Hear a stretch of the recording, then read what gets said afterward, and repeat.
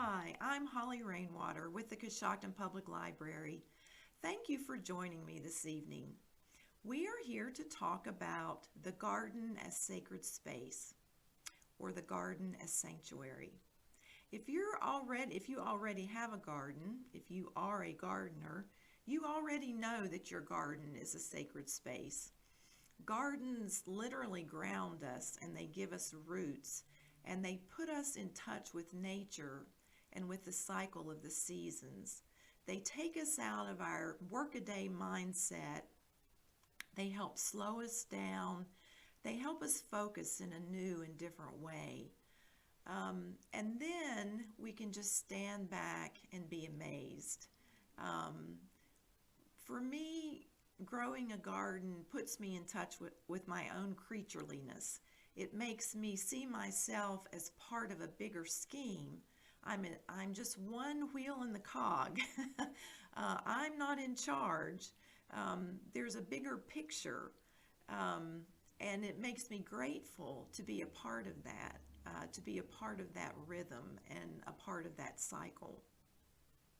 One of the biggest things about a sanctuary garden is just the intention.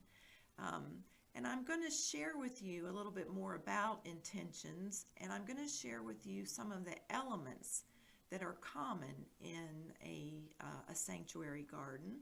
And you may discover that you already have a number of these elements in your own garden. And if you don't, maybe you'll get some new ideas. So I'm also going to take you on a tour of my garden, my medicine wheel garden, which is mostly an herb and flower garden. And I got the idea for this garden from a library book that I just ran across one day. I'll be sharing with you that book and some other books. I'm also going to share with you some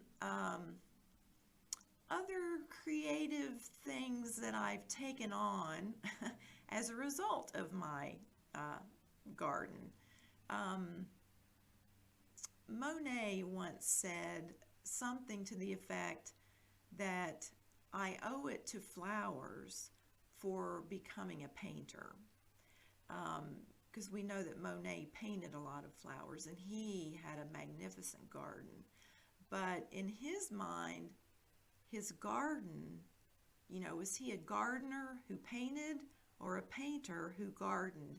And I think from some of the reading I've done, he would say he was a gardener who painted. He got his inspiration from his garden. So I'm going to share with you some of the ideas I've stumbled upon in my gardening experience to sort of expand my creative output in other ways that are inspired by my garden. And then, last but not least, certainly not least, I'm going to share with you some resources that are available on the Coshocton Public Library website in our research databases. Some how-tos and some tips and some inspiration. So, without further ado, let's get started. The garden as sacred space. This is a picture of my medicine wheel, herb, and flower garden, and I'm going to share with you the story of how it came to be. Now, this story started way back even before I was born. This is a picture of my great-grandmother, whose name was Lily, in the mid-1950s, and they did a feature article about her in the paper, and you see from that caption there, she likes to garden and fuss with flowers. And she passed this along to my mother, who also liked to fuss with flowers. She grew flowers, but she also painted flowers, and she quilted flowers. And this is, she never said this, but I've always thought of this as a self-portrait of herself when she was a young girl. And then when I was a young woman, my mother gave me a book, and there we go. This book called Circle of Stones, Woman's Journey to Herself. Circles of stones, haunting, healing, powerful. The circle of stones is a place of centered stillness, a place to listen to what is within. And as we proceed, you'll see the significance of the circle of stones. My dad, pictured here with me, were superimposed over a bed of green beans. My dad also taught me a lot about the value of gardening. We always had a big vegetable garden when I was growing up, and we helped plant and weed and harvest, and then Mom and I would can the green beans and make jams and jellies, and we tried pickles over and over again, but they weren't always successful. Anyway, my dad, I'm thankful to him for instigating that big garden, even though I wasn't always eager to go out in the hot sun and work. Looking back on it, I see how valuable it was just for us to know where our food came from and to have that connection and that experience. And my story of gardening continues with my husband here, Kevin, my partner in gardening. He woos me with produce. He's always bringing me little gifts from the garden. Gardening in the time of COVID, when last spring and summer, when we were in lockdown and just trying to get our heads around this whole COVID thing, I noticed a lot of pictures being posted on Facebook and Instagram, friends of mine posting pictures of their gardens and their flowers and their vegetables and whatnot. So I did a little bit of research and found this. According to global data, in May of 2020, gardening was listed as the second most popular lockdown activity people plan to do. It was ahead of cooking, reading, and exercising. Watching TV was number one, but we won't dwell on that.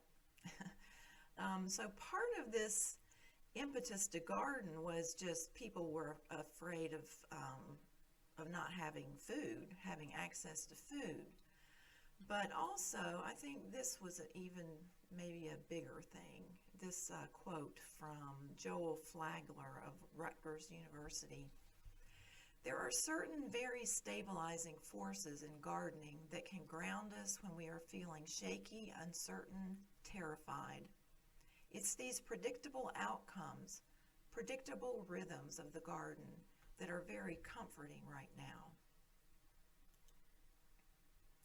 And research has shown that gardeners generally have greater life satisfaction, enhanced self-esteem, and fewer feelings of depression and fatigue than non-gardeners.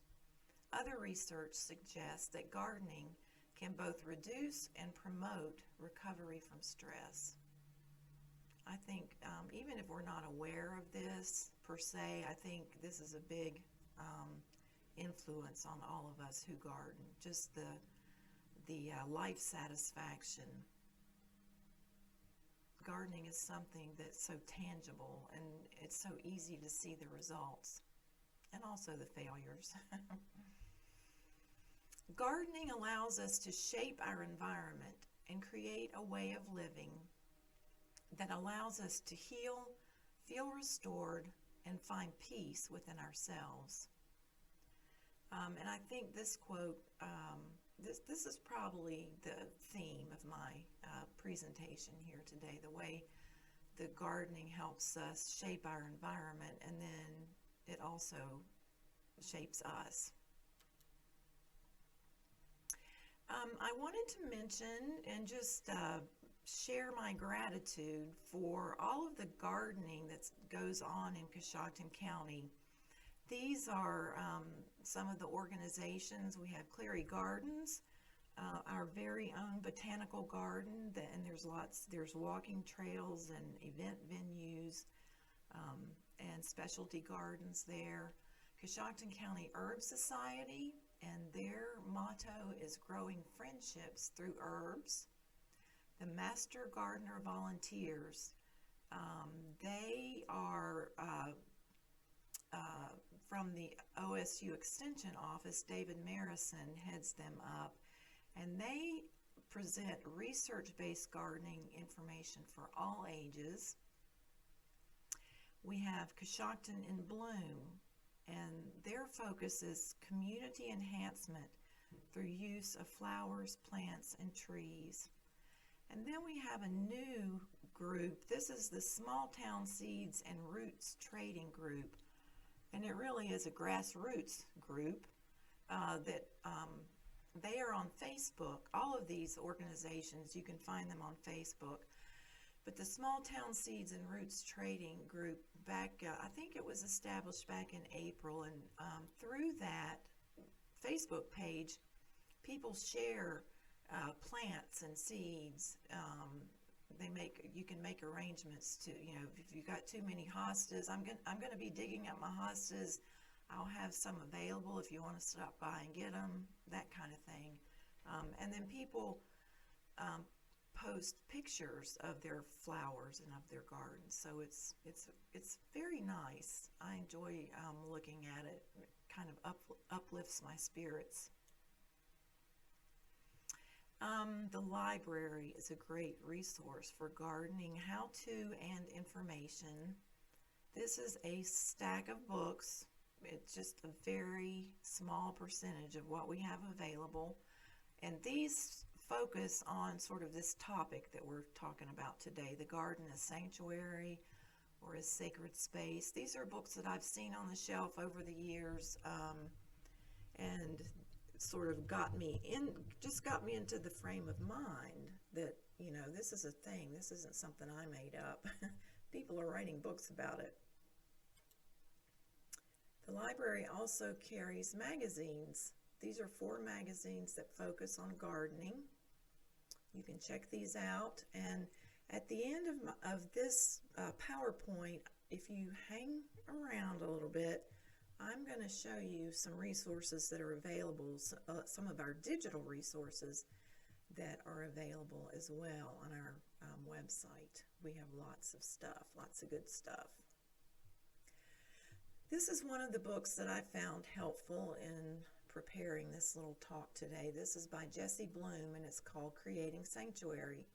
She says, we all need sanctuary. We need a place where we can feel safe, one that rejuvenates and refreshes us, somewhere we feel nourished and loved. And we can find this in our own backyards. One of the hallmarks of a sanctuary garden is intention. And Jessie Bloom in her book notes that sacred spaces around the world share a common theme. They are always associated with a very specific intention. So these are some common intentions for sanctuary gardens. And as I go through this, you'll see that some of these intentions you probably already are aware of and have incorporated into your own garden. We want our gardens to be a place to relax and find peace. Maybe we want to have a place to meditate or pray, a place to grow healing herbs, a place to celebrate and mark special occasions, a place to practice yoga or qigong, a place to play and daydream, a place to create and harvest, and a place to remember.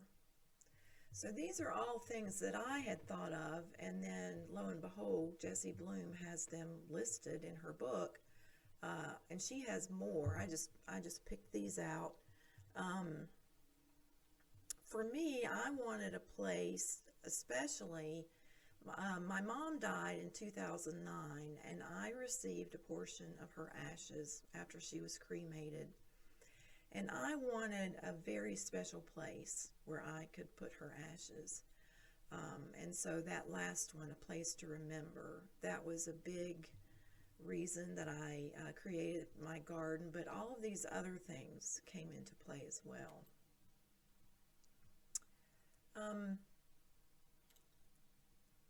Another intention that we had was to create an edible landscape. So when we first moved into our house here, pictured about 20 years ago, the previous owners had a garden, but it was removed from the house. You had to sort of make an effort to get there. And I don't know, it felt like even that effort that you had to make and the fact that the garden wasn't visible to us from our house, I don't know, it just made it feel separate. And so a few years ago we decided, because we'd read about this, and we live out in the country, nobody really cares what our yard looks like.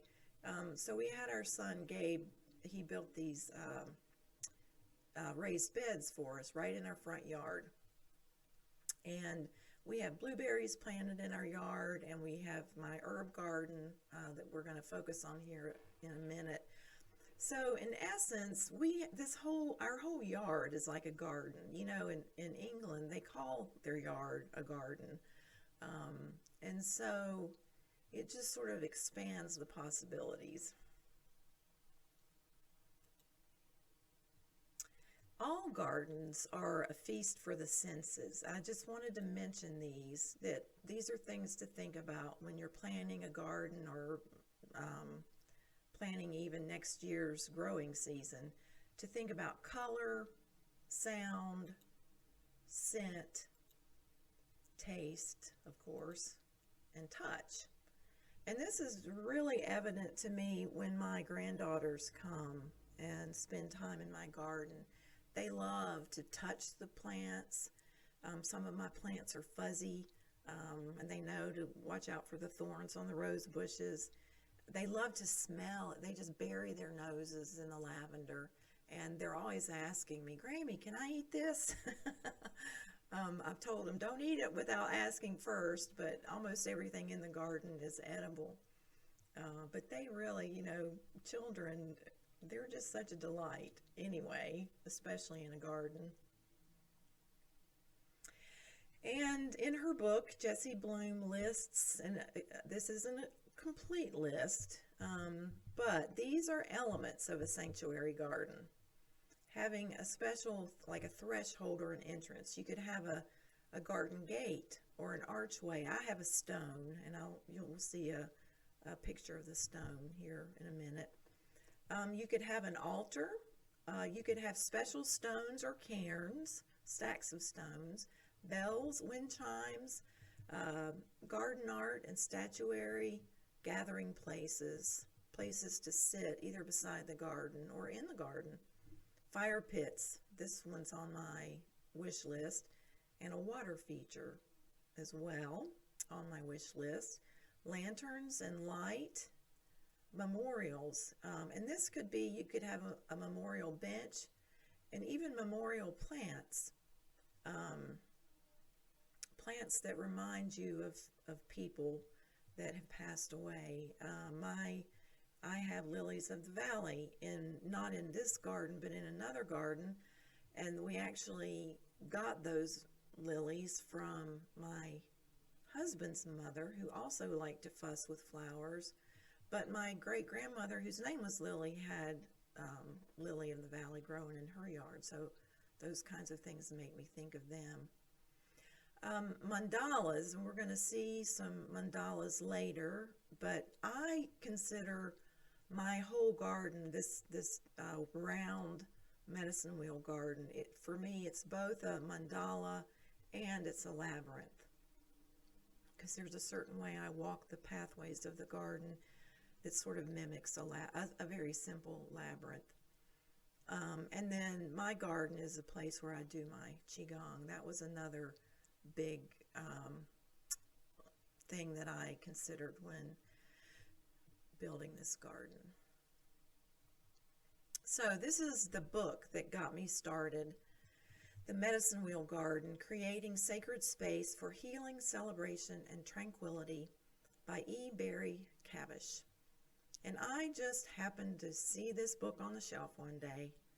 I checked it out, I took it home, and then here we are 10, almost 11 years later. This is a great resource. I finally bought myself a copy of the book.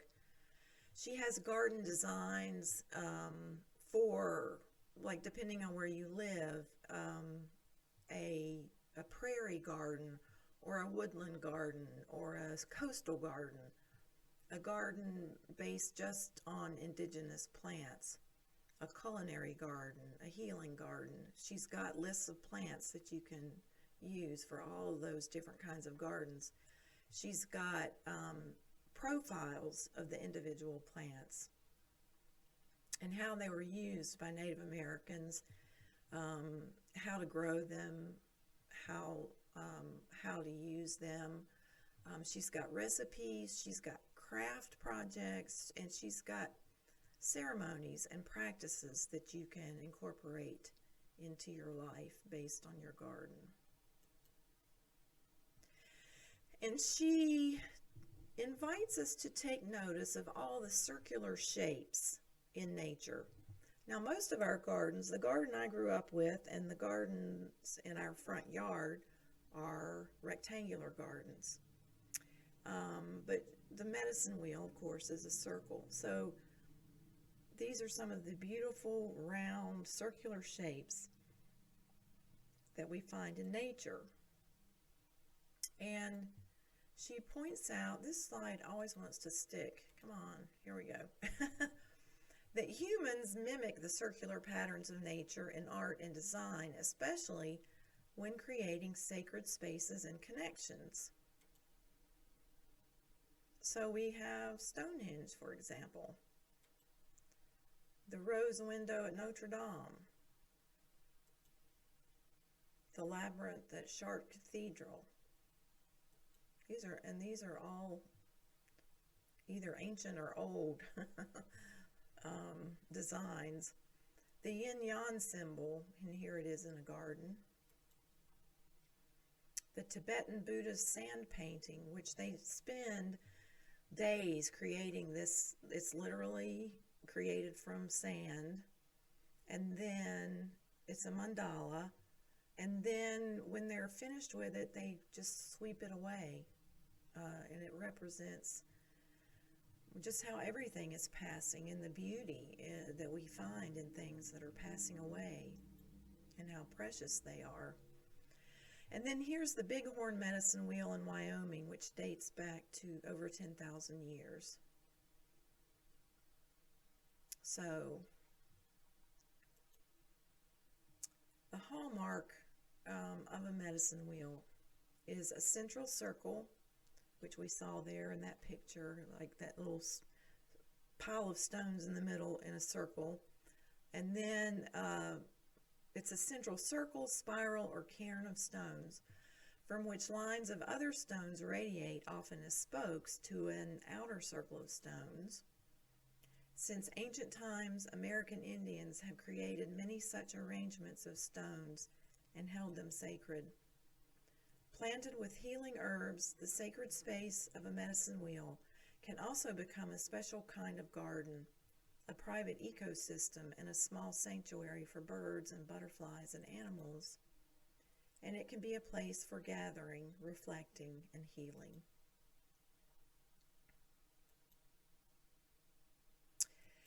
So, all gardening is a process, not a product, right? I mean, it is a product, but it's a never-ending process.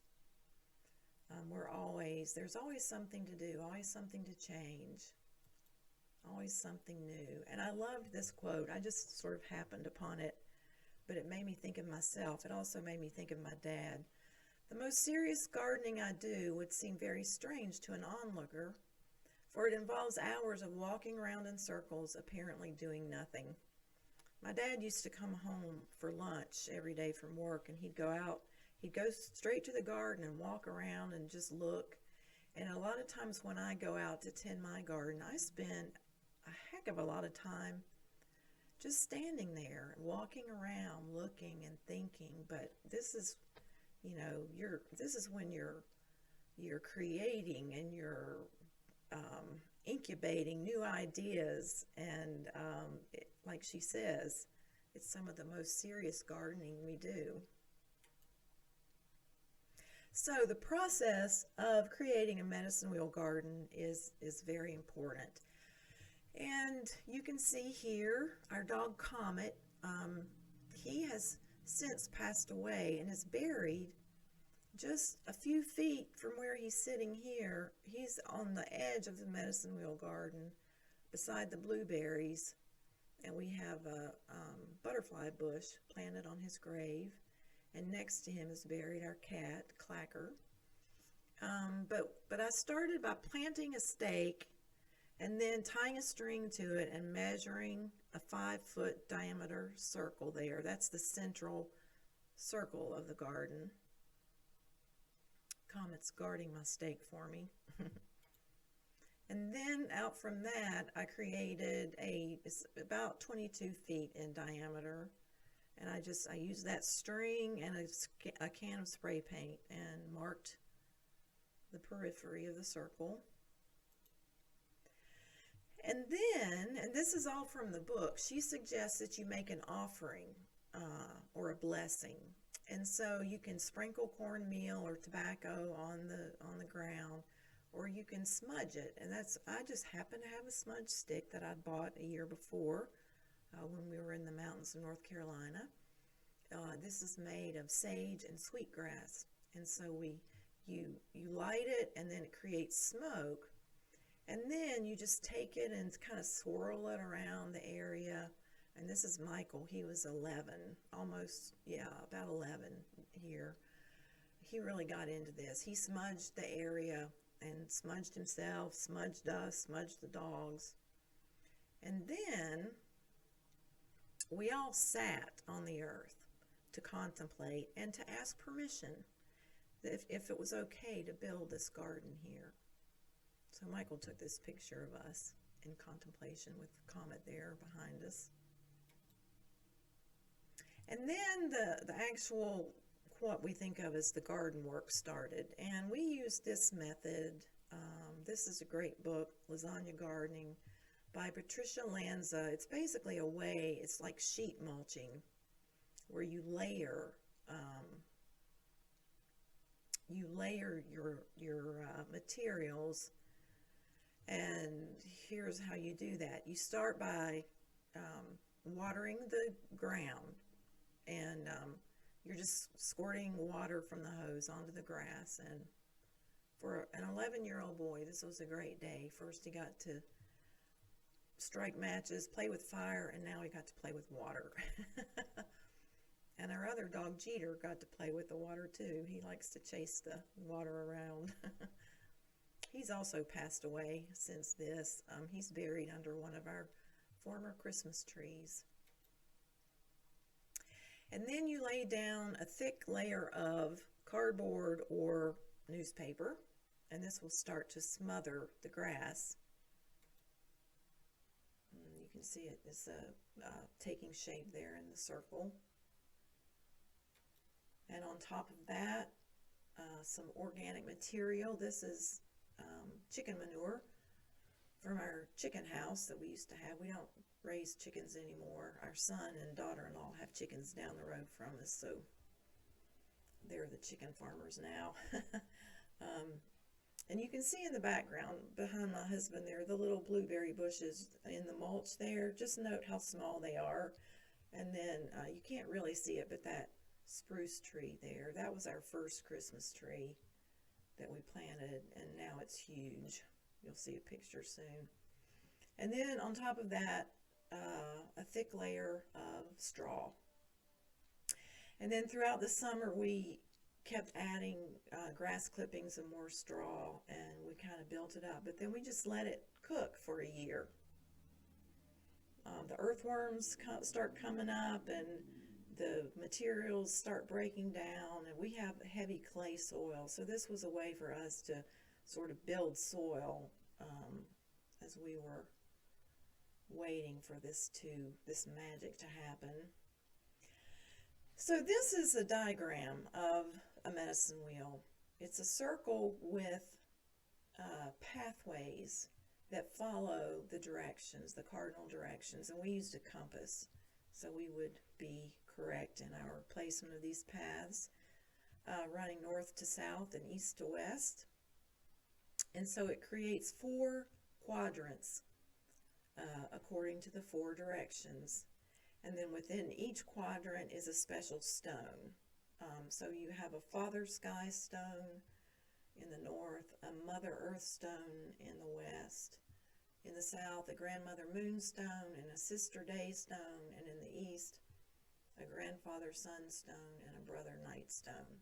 So I put my mother's ashes under the Grandmother Moonstone and sprinkled it around that, so she would have a nice resting place. The medicine wheel primarily represents the 4 directions, but much, much more than that. Many elders say that all knowledge is contained in the circle. These are pictures from a medicine wheel garden in Winnipeg. It's a community garden, a teaching garden. But just think about that. Many elders say that all knowledge is contained in the circle. And I would pretty much agree with that statement.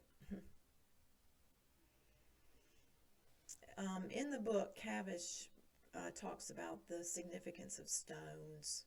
Stones sort of hold the memories of the earth, therefore holding our memories. And she tells this legend of the creation according to her background. She's Scotch-Irish and also Creek and Cherokee. But she says, before making the 5-fingered beings who were our ancestors, the great Manitou created the stone people who guard things on the surface realm. So we have some stone people in our garden, little sentinels. Here's a smaller one. And we create new ones and kind of move them around. It's just a fun thing to do. And then she goes on, the magical little people whom she created after this are just as strong and inhabit a mystical realm in the underworld. They can come and go freely between the realms, yet none but the most astute gardeners can ever see them, unless the little people are in a happy mood. Then they might change themselves into fireflies and butterflies and dance all around. So this is one of the great benefits of having these gardens in your yard, and it's one of the benefits that we have. We can sit out by the medicine wheel and just watch all the industrious little creatures, the bees and the butterflies and the birds, an occasional rabbit. And we like to sit on our front porch. My husband calls it the veranda. We sit on the veranda and have coffee in the morning or a glass of wine in the evening. And, when our garden was way out yonder, we didn't get the benefit of all these, like I say, industrious and seemingly happy creatures that feel like friends. So there are a lot of books. This is just one. Touch a Butterfly, Wildlife Gardening with Kids. So how to grow things that attract wildlife. And also, speaking of the little people, we have this fairy house in our yard, and we were inspired by Clary Gardens. They did a program years and years ago when Michael was small. We went, they had an author who had written a book about fairy gardens or fairy houses.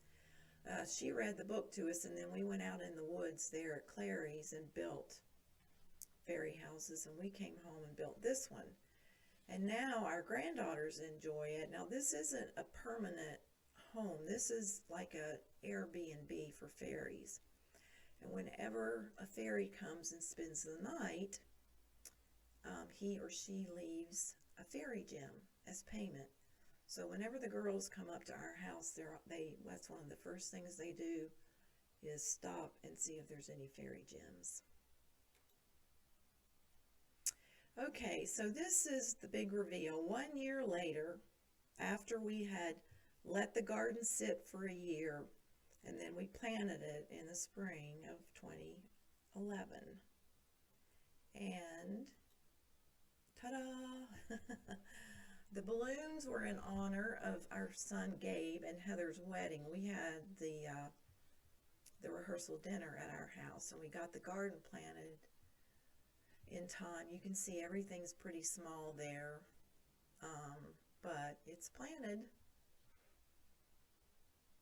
And it was sort of the centerpiece of our celebration for their upcoming wedding. And then I stuck this picture in. I've been talking about Clary Gardens. They were married at Clary, and also here's stones again.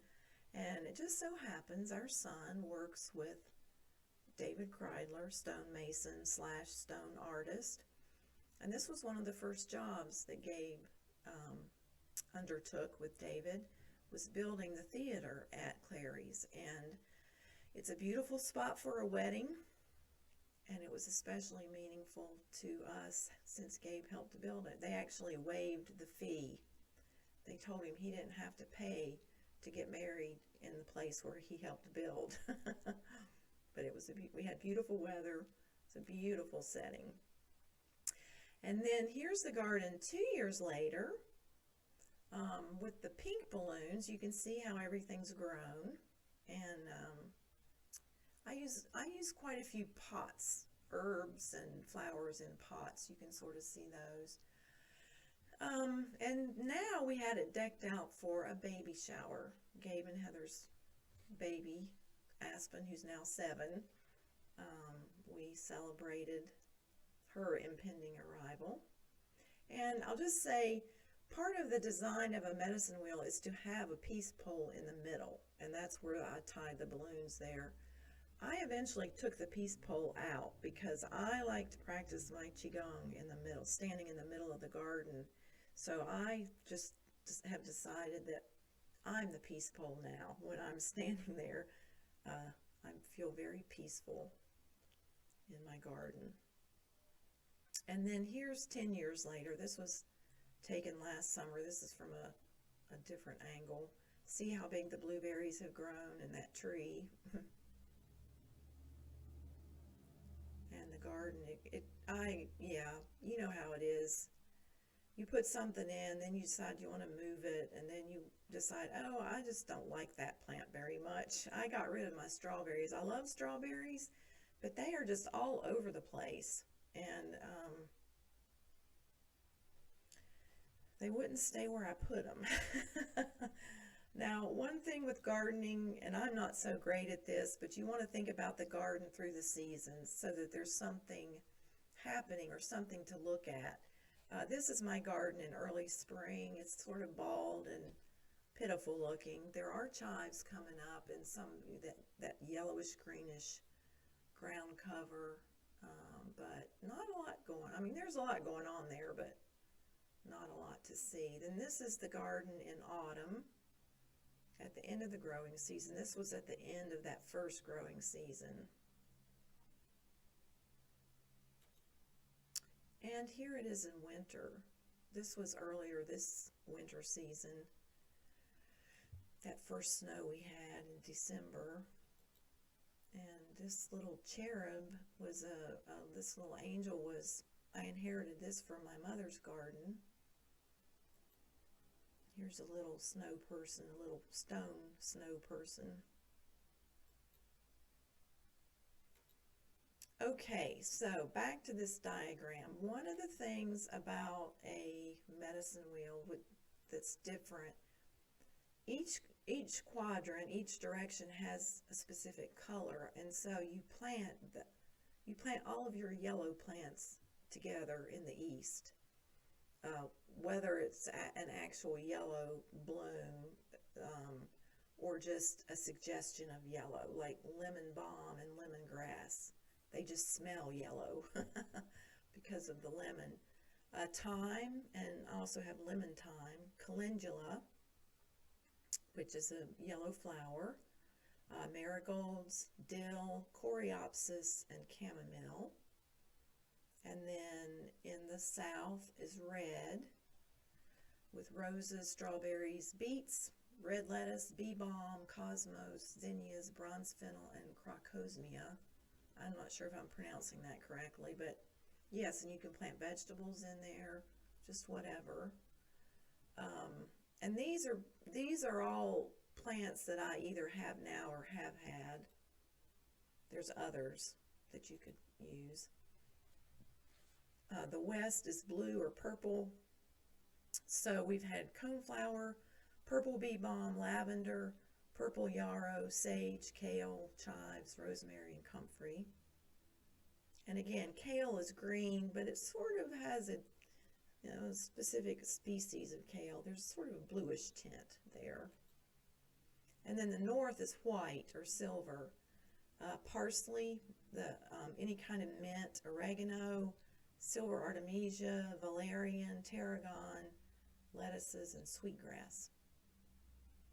So it's beyond the scope of this. This program is more about the intention of your garden and the design of your garden, not about specific plants. That would be a whole different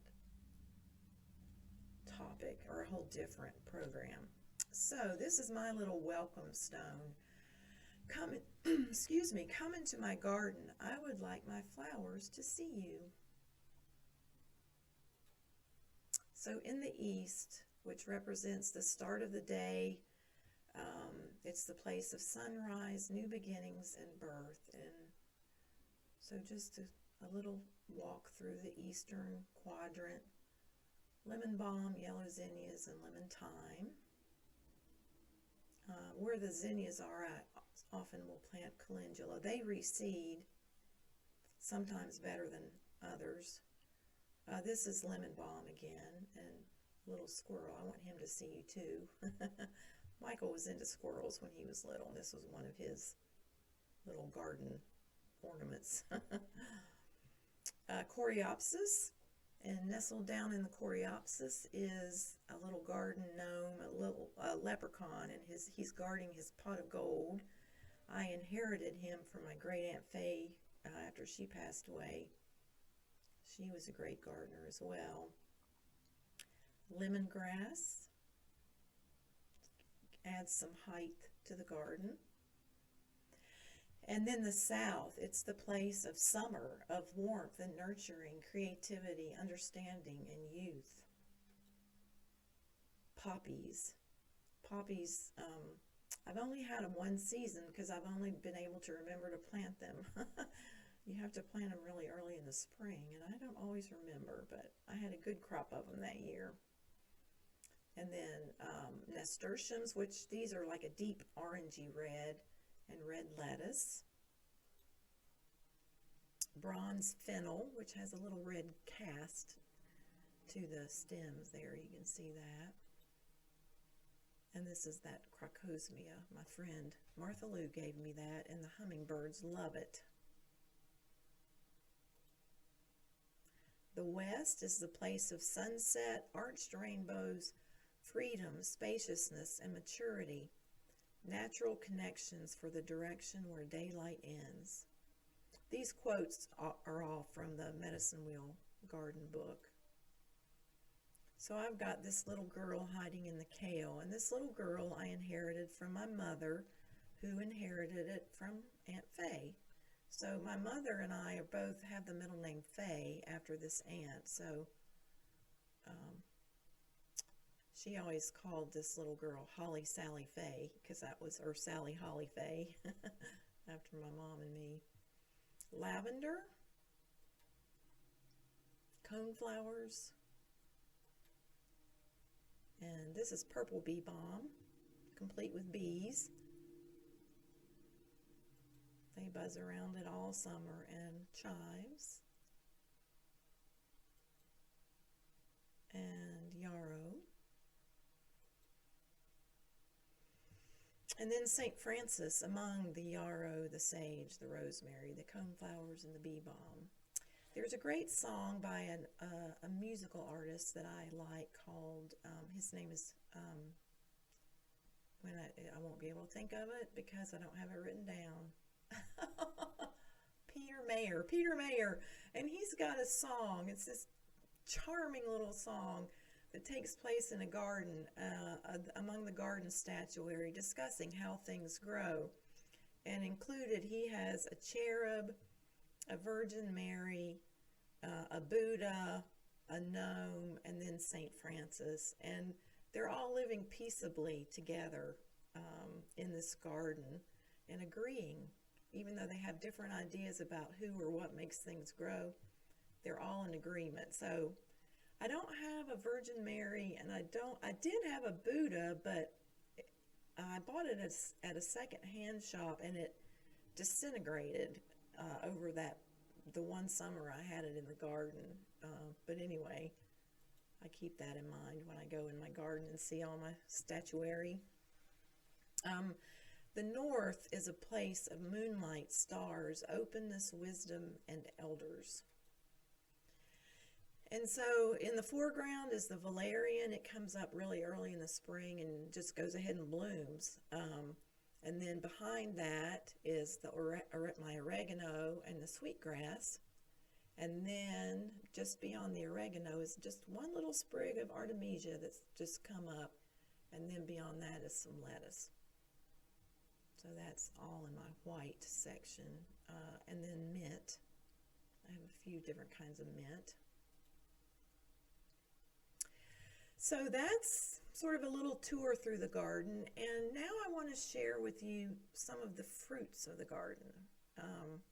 Some of the ways this garden has impacted, sort of beyond itself, to enter into our lives. The garden, I've decided, it's almost like an extra room in our house, but it's also a living thing.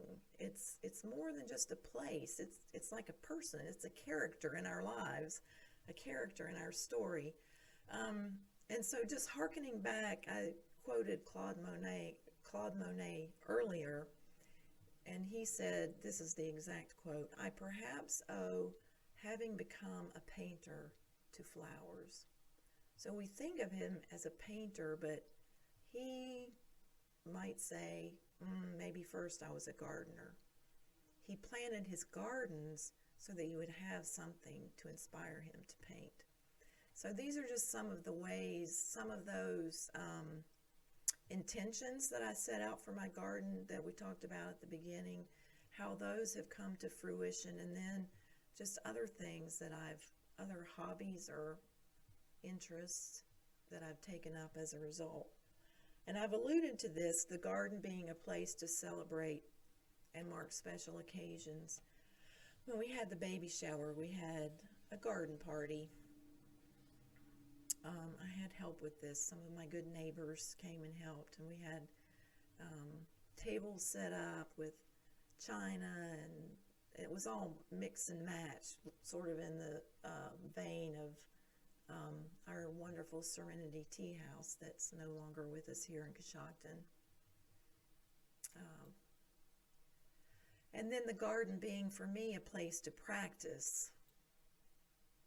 And also here, this is my son Daniel, who was, he lives in Massachusetts, and he practices a form. It's an internal martial art called Shin Yi. And it's similar to Qigong. All of the movements are taken from animals. And so this is him teaching me some Shin Yi. And just notice that sunbeam shining down on him. Kind of gives me goosebumps. And so this is just to share with you sort of this is the labyrinth aspect of my garden and the Qigong aspect. So if you start in the middle on that X, that sort of blue-green X, you're facing north. And so you start walking, and you walk up, and then circle around the outside, and then come back into the center of the garden. And now you're facing east, and you follow these yellow arrows out around, and then back into the center, and then south, and then you just keep on sort of making these loops. And every time you come back to the center, every time I come, sometimes I just walk it in this pattern like you would a labyrinth. And you can you can have a mantra or a prayer or, whatever your intention is that you repeat to yourself as you walk, or you can just notice things and just breathe. And then some days I do these different Qigong practices, and I won't go into any detail here, but if you've been to my classes, you recognize the titles there. So I'll start in the middle, do my first, I'll face north in the wintertime, and I will do those two practices, and then, or those two movements, and then I make my little walk, and I come back to the center and east. I do those exercises, and then I walk. So it's just a very, very nice thing to do. It helps keep me balanced. And here's the whole family, not the whole family, but a good portion of us. Dan's teaching us Shin Yi. That's Michael, by the way, in the foreground on the left. He was 11 years old the last time you saw him. I think he's 21 there. 22 he is now. And, of course, the garden is a place to harvest. This is lemon balm that I made into a tincture. I've done a few other things. I won't tell you about the healing salve that went terribly wrong. That was a big fail. I've tried to hurry it too much, but we won't talk about it right now. Flowers that you can make into jelly, any flower that's edible. And I've made dandelion and violet, and of course this is lilacs. My brain's not here totally with me, I guess. So yeah, you make an infusion. You soak the flowers in hot water like you're making tea, and then you strain that off, and then you add your pectin and your sugar and everything and make jelly. These were favors at the baby shower. And this is my first harvest of sweetgrass. And sweetgrass, it's a new addition to my garden. My friend Sarah moved away, and she bequeathed her sweetgrass plant to me. And you braid sweetgrass and use it ceremonially, like that smudge stick I showed you earlier was made of sweetgrass. And it does have a very sort of a, they say it smells like vanilla or honey, but I smell cinnamon in it. So to me, it smells like snickerdoodles. And this brings up another book, Braiding Sweetgrass by Robin Wall Kimmerer. And she says, I have had the privilege of spending my life kneeling before plants. As a plant scientist, sometimes I am collecting data. As an indigenous plant woman, sometimes I am gathering medicine. It's just a very thoughtful and thought-provoking book. And harvesting flowers. I like to do bouquets where I mix the herbs and the flowers together.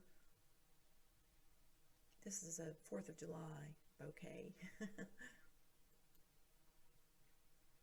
And a place to create. So I want to tell you about this. It's called flower pounding, and it sounds a little barbaric, I know, but it's a thing. There are books about it. I don't know how I came across it. I don't remember, but I have a nice sturdy cutting board, a wooden cutting board, and I put that in my lap, and then I lay down a piece of unbleached muslin or watercolor paper, and then you arrange the flower on top of that, and you sort of have to deconstruct the flower. You can't just pound the flower itself, it'll just turn into a blob, but you take the petals apart and sort of lay them out. You can see how I did that. You can see the petals sticking out. I did that first, and then I did the stem and arranged the leaves the way you want them. And you end up with something like this. And my goal for using these, I want to make little mini haiku quilts. In the Medicine Wheel book, one of the activities she suggests that you can do in your Medicine Wheel garden is write haiku. I was already writing haiku when I planted the garden, but I have quite a few haiku that have been inspired. Without the garden, I wouldn't have had those haiku. So this is a haiku and picture that was inspired by my great-grandmother, Lily, and not just her, but my mom and all of my female forebears, my mother-in-law, all of those who like to fuss with flowers and tell me stories. So the haiku goes, "Another summer running through our veins, the stories she tells." So those stories and those summers that I spent at my grandmother's house, all of that is still running through my veins. And then this next one these are cosmos on watercolor paper. And the haiku I wrote with this one is, "Lazy afternoon, a bumblebee circles the cosmos."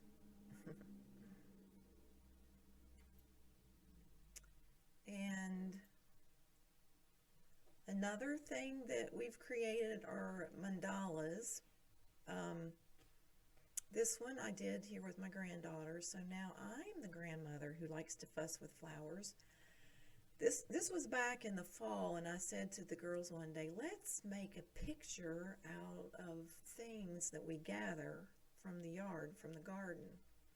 And that's all I had to say. They took off, scampering around the yard, gathering all of these materials, and they were so excited. It was like a treasure hunt.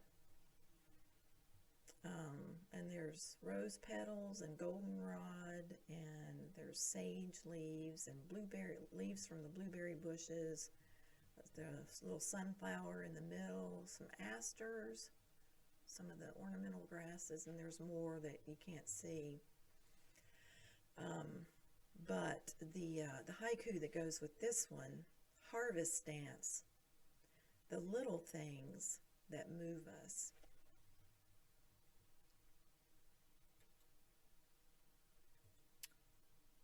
And the garden can also be a place to heal. This summer I had a bout with COVID. I never tested positive, but my doctor says, I'm pretty sure it was COVID. And I was struck with extreme fatigue, like chronic fatigue syndrome, where I could barely make myself a cup of tea. And I went through the process. Since the COVID test came back negative, we tested me for all kinds of other possible things, and so it was a kind of a difficult summer. But one of the things that I enjoyed about it was sitting in my garden. And I started embroidering again, and I've actually finished this project. I started it and finished it in the space of a few months. So I wrote a haiku for this one. Quarantine summer, the way my needle catches the light. And one day I was feeling so poorly, but you know, you can only lie around for so long. So I was determined to do something. So I went out into the garden and I cut these flowers. I crept around the garden, picking flowers, grasses. I think that's the little seed pods are from the fennel. And then I brought it inside, and I found found a bottle and I filled it full of water. And this is how laborious it was.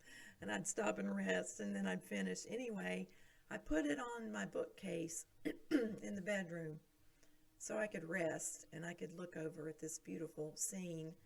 And I realized when I was putting this together that this was sort of a little altar, a little healing altar for me. And certainly the garden is a place to play. Chasing after bubbles. The girls like to play orphans now, and so they'll pretend like they're orphans and they have no place to live. And they're sort of just wandering around in the woods. And all of a sudden they come upon this garden and they say, oh, we can live here. There's food and shelter. And I am honored to be included. I'm one of the orphans too. I get to play with them. And here's music being played. This was at Gabe and Heather's wedding weekend. And that handsome man in the middle with the blue shirt is my little brother Josh, who has passed away since then. And he also was cremated, and he will, when I get some of his ashes, he's going to stay and live with me in my garden as well. My mother-in-law passed away too, and we're going to put some of her ashes there. But Josh was a wonderful guitar player, and the two young men, that's my son Daniel in the flannel shirt, and that's our nephew Clay. And our son Michael too, they've all been inspired to play instruments because of their Uncle Josh. And the garden is being a place to wonder. So I mentioned the little people, and the other day Aspen came up, my 7-year-old granddaughter, and it was just the two of us. And I said, well, what do you want to do, Aspen?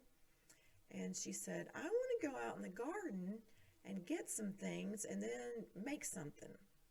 So we went out and we gathered what you see here. There's sticks and there's a little bit of parsley and sage and then just other dried things, some pieces of dried grass. And we brought them in, set up the card table, and she started making these stick people, and she taught me how to make the stick people. And then I told her the story of the little creatures that if they're in a good mood, they'll let you see them.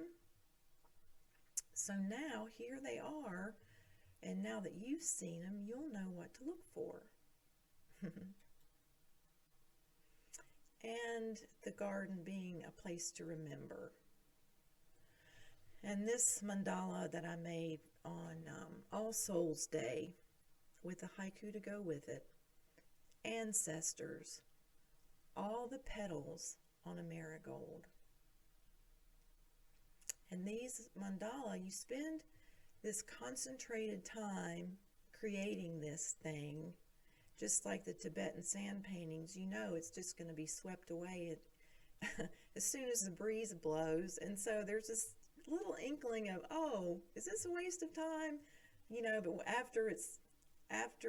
just the whole process, because you're focused and you're letting go of everything else that you have to do and just taking this time to create something simple and beautiful.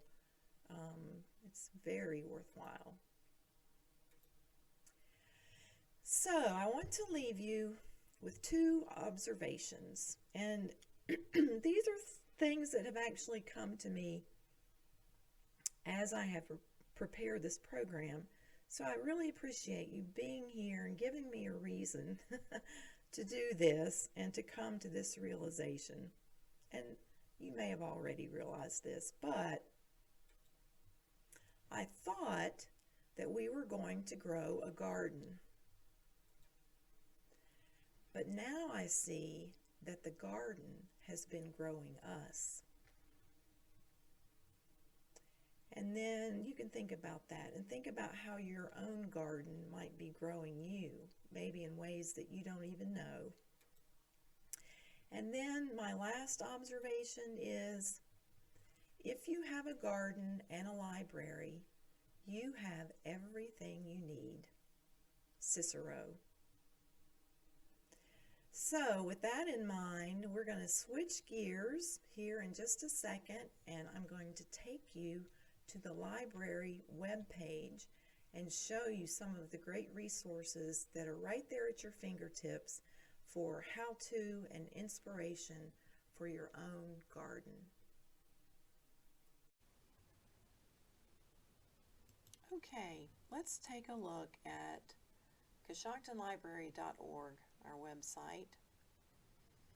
We've got some great resources here, and coming down here to Digital Library, if you do not have a library card and you need your barcode and your PIN number to access all of these digital resources. If you do not have a card and have never if you're out of our system, if you've lost your card, you would want to give us a call because you'll probably still be in the system. We can give you your barcode and your PIN number. But if you've never had a card, you can register for one here, and you will be emailed the information you need then to take advantage of these resources. So once you have your card, then you can come here to Ohio Digital Library, and under collections, the first thing I want to show you, magazines. Look at all of these different categories. Home and garden. There's quite a few gardening magazines listed here, and look, you just borrow them, download them on your device. So you can just peruse that and you save a ton of money by borrowing magazines instead of buying them. And then you can look for books. So let's look at books about herb gardening, and these are all going to be e-books. Just perusing some of these titles. I love the cover of that one. Gardening for the Home Brewer, Fairy Gardening 101. Lots of interesting titles here. And if the book says place a hold like this one, that means it's checked out. You just put it on hold, and when it comes back in, you will be notified, and then you can borrow it. This one you could borrow right away. So that's how that works without ever leaving the comfort of your home or the safety of your home. Okay, I want to show you also, we're going to go back to the web page, back to Digital Library, and we're going to scroll down here to Hoopla. Again, you'll need your barcode and your PIN number. Okay, Hoopla has books, movies, TV shows, music, and if you type in up here, I'm just going to type in an author, Jessie Bloom, the author that we looked at earlier, and this is the book. She's got a couple of other books. Chicken Gardens, Free Range Chicken Gardens. That one looks interesting. But if you go here to this book now, you can check this book out immediately. That's the advantage of Hoopla. They don't have as many books, but whatever they have, you can check it out right away. No waiting. And then you can go over here to some of these subjects that are included in this book. So you click on garden design, and it brings up more books. So that's a little tip, and that would apply to the Ohio Digital Library too. If you get in there, find a book that you're interested in, click on it, and then from there you can really go down a rabbit hole of so these are mindfulness types of books. Hygge, we all need some of that right now in the dead of winter. So there's that. will say that the books that I have mentioned in this program, oh, before we leave here, I just discovered this. Look what happens if you type in Qigong.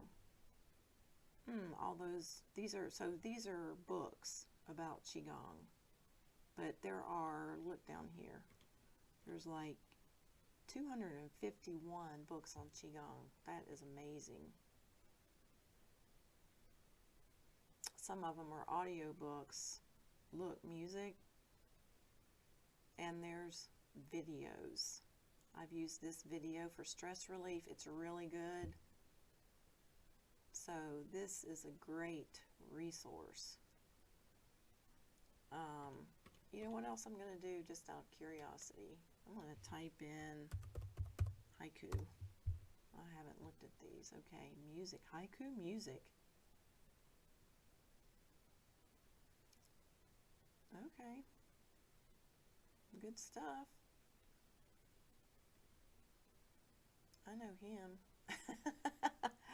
Oh, and this is a great book for children. Patricia Donegan.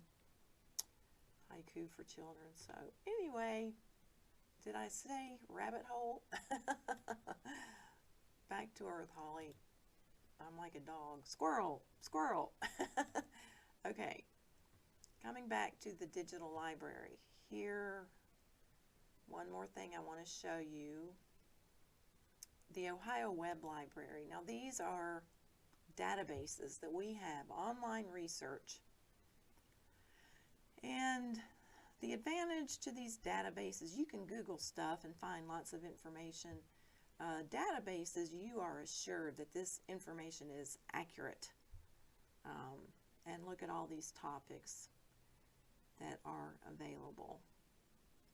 And we are going to scroll down, even Chilton's manuals. We are going to come down here to hobbies and crafts. And under there, we're going to home and garden. And there are lots of different topics. I looked at the cigar topic the other day. I won't take you down that rabbit hole right now. But there is an article about making a purse out of a cigar box. Okay.